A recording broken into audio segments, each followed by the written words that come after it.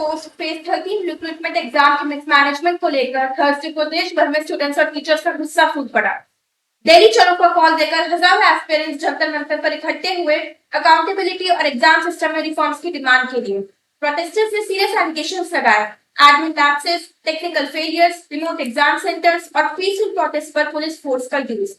ये एग्जाम 24 जुलाई से शुरू हुआ था और 1 अगस्त तक चलना था, लेकिन बीच बीच में abrupt cancellations, server crashes, non responsive systems और 3000 किलोमीटर तक दूर सेंटर्स अलॉट होने की कंप्लेंट्स आई।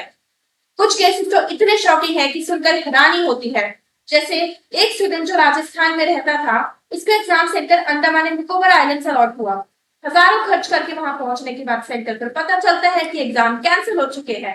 एक और स्टूडेंट जो यूपी के बलिया से था, उसको सेंटर तमिलनाडु के रिमोट डिस्ट्रिक्ट में मिला, जहां पहुंचने में 2 दिन लग गए और वहां भी सिस्टम डाउन था। किसी सेंटर के ग्राउंड फ्लोर पर गाय भैंस बंधे हैं और ऊपर स्टूडेंट्स एग्जाम दे रहे हैं। कहीं पर माउस काम नहीं करता, कहीं पर सिस्टम्स हैंग होते हैं। एसएससी डायरेक्टर खुद एडमिट कर चुके हैं कि 55,000 कंप्लेंट्स आ चुकी है।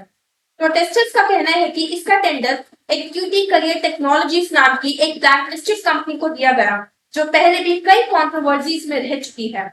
एक स्टूडेंट ने पूछा, हम अपना पैसा, टाइम और सालों की मेहनत बर्बाद करके वहां जाते हैं और एग्जाम कैंसिल मिलता है, बिना क्लैरिटी के रीशेड्यूल मिलता है, कौन इसका जवाब देगा? एस्पिरेंट्स ने बाउंसर्स की प्रेजेंस पर भी सवाल उठाए। ये एग्जाम सेंटर है या क्लब? हम कोई क्रिमिनल्स नहीं है, सिर्फ स्टूडेंट्स हैं जो बेटर सिस्टम मांग रहे हैं। सोशल मीडिया पर भी #SSC सिस्टम सुधारो, #SSC मिसमैनेजमेंट और #SSC वेंडर फेलियर ट्रेंड काफी चलने लगे।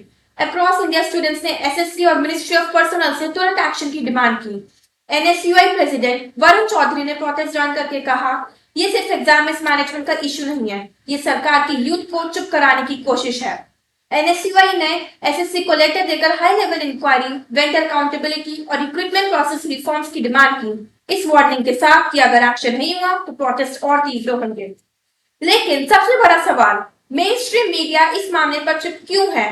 क्या TRP driven priorities, political pressure और बड़े एडवर्टाइजर्स के इन्फ्लुएंस की वजह से ये इश्यूज इग्नोर हो रहे हैं, या फिर सरकारी प्रेशर के चलते न्यूज रूम इसे प्राइम टाइम पर लाने से कतरा रहे हैं? जहां हजारों स्टूडेंट्स का भविष्य दांव पर लगा है, वहां बड़े टीवी चैनल्स की चुप्पी कई सवाल खड़े करती है और इसी वजह से मैं अपने छोटे से प्लेटफॉर्म के थ्रू ये आवाज उठा रही हूँ, क्योंकि अगर हम नहीं बोलेंगे तो हमारे इश्यूज हमेशा ऐसे ही दबाए जाएंगे। ये सिर्फ एक एग्जाम का सवाल नहीं, बल्कि बच्चों के पूरे भविष्य का और रिक्रूटमेंट सिस्टम की क्रेडिबिलिटी का सवाल है।